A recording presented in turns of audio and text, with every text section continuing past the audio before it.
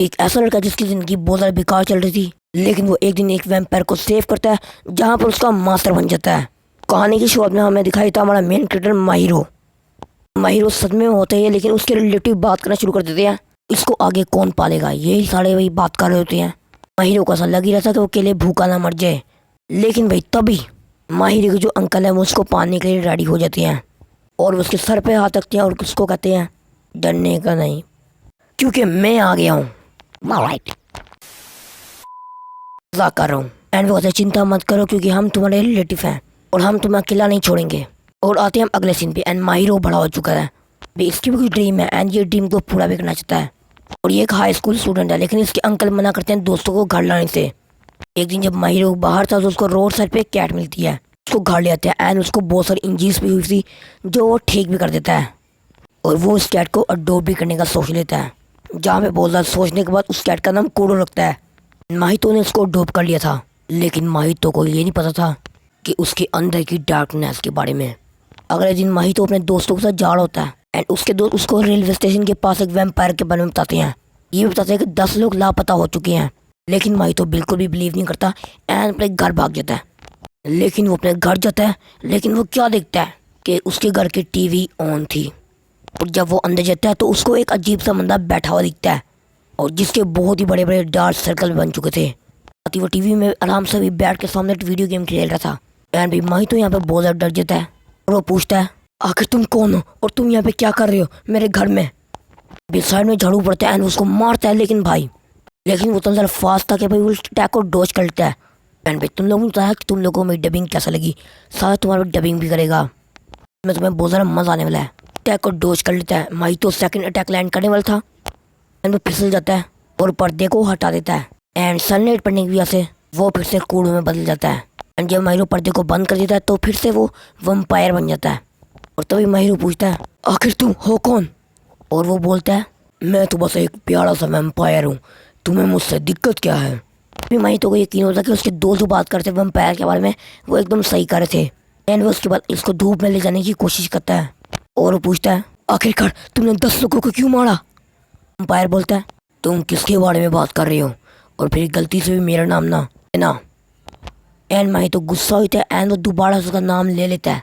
जैसे ही वैम्पायर का नाम कूड़ो बोलता है वैसे उसके आसपास एक सर्कल बनने लग जाता है एंड उसके बाद वो सर्कल ख़त्म हो जाता है। अभी भी क्या हुआ माहितो को समझ नहीं आया और इसलिए वैम्पायर बोलता है मैं एक स्पेशल टाइप का वैम्पायर हूँ जो अपने सिर्फ मालिक की बात मानता है और बस वो अपने मालिक की खून को पी सकता है। और अब हमारा कॉन्ट्रैक्ट भी साइन हो चुका है जहाँ पे तुम मेरे मालिक बन चुके हो। वैम्पायर फिर से बोलता है ये कॉन्ट्रैक्ट तब साइन होगा अच्छी तरह से जब मैं तुम्हारा 24 घंटे के बीच में खून पी लूँगा। एंड माहिरो इसको बाहर निकालने की कोशिश भी करता है, लेकिन वो ब्लू कलर की जो चेन है वो इन दोनों को दोबारा से कनेक्ट कर देती है, यानी कि पास ले आती है। वैम्पायर बोलता है तुम इतने बड़े बुद्धू कैसे हो सकते हो, जब मैंने तुम्हें मना किया मेरा नाम लेने से तो तुमने मेरा नाम क्यों लिया, तुमने मुझे चुराने के लिए नाम ले लिया। माहितो बोलता है मुझे भी तुम्हारे साथ लड़ने का कोई शौक नहीं है। और माहितो सोचता है कि वैम्पायर के बारे में अपने दोस्तों को बताएगा, लेकिन जब वो घर से निकलने के बाद अपने दोस्तों को जाता है वापस तो उसके दोस्त बोलते हैं कहीं पे तू पागल तो नहीं हो गया, एक बिल्ली को वैम्पायर बता रहा है हाँ? तभी इसका एक दोस्त मजाक उड़ाने लग जाता है। माहितो पीछे देखता है, उसको काली कलर की कोई परछाई नजर आने लग जाती है। फिर वहाँ अचानक से एक मैजिक करने वाला आ जाता है। वहाँ पर वो सारों को देख रहा था, लेकिन तब माहितो का एक दोस्त उसको इग्नोर मार देता है। फिर वो मैजिक वाला उसको रोकता है और अचानक उसको काट देता है। वहाँ पर हर जगह खून ही खून होता है एंड वो बहुत ज़्यादा ऊंचा खोल के अपना नाम बताता है बेल्किया। और बेल्किया भी एक वैम्पायर था और बेल्किया को यहाँ पर कूड़ो का ओड़ा महसूस हो जाता है, इसलिए वो माहिरो और कूड़ो को डुअल के लिए चैलेंज कर देता है। अचानक कूड़ो भाई एक वैम्पायर में बदलने के बाद बेल्किया को एक जोरदार लात मारता है। तो माहिरो पूछता है ये सब क्या हो रहा है। कूड़ो कहता है तुम्हें यहाँ से भाग जाना चाहिए वरना तुम बहुत ही गंदा पछताओगे। और माहितो बोलता है तुम्हें जो करना है करो, और अपने दोस्तों को बचाने के लिए भाग जाता है। और भाई बेल्किया दोनों के ऊपर हमला करने वाला था दोबारा से। माहिरो कूद के उसके मुंह पे चिपक जाता है और बेल्किया के माकिया को मारने वाला था, लेकिन तभी कूड़ो आ जाता बीच में।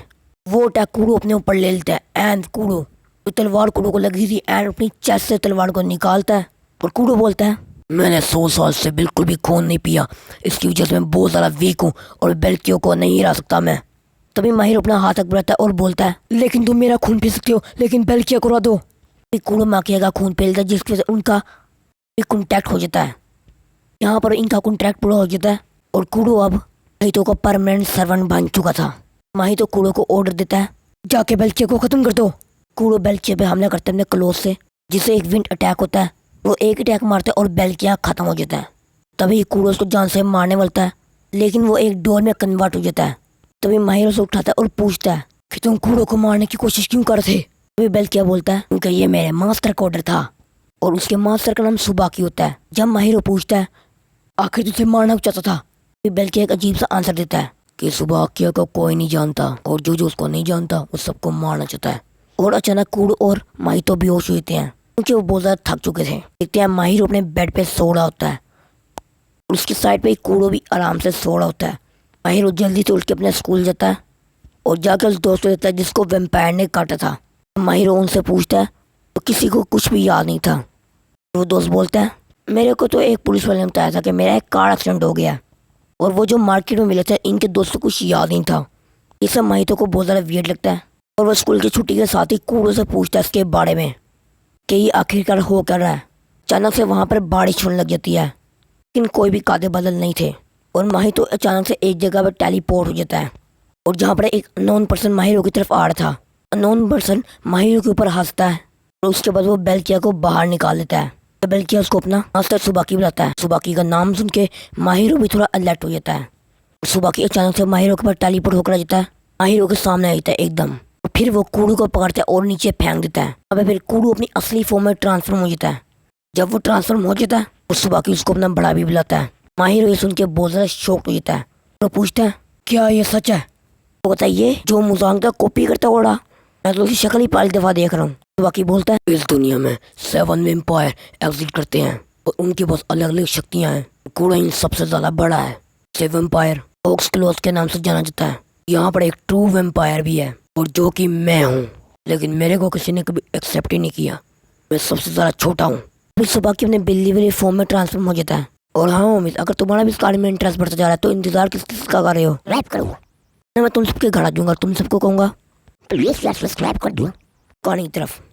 और भाई ये दोनों माहिरों के ऊपर चढ़ के गई तो वो साथ मिलकर बदमाशी करने लग जाते हैं, जहाँ पे लड़ाई और ज़्यादा बढ़ जाती है। बाकी अपनी असली फॉर्म में रहता है, माहिरों के ऊपर हमला करने लग जाता है।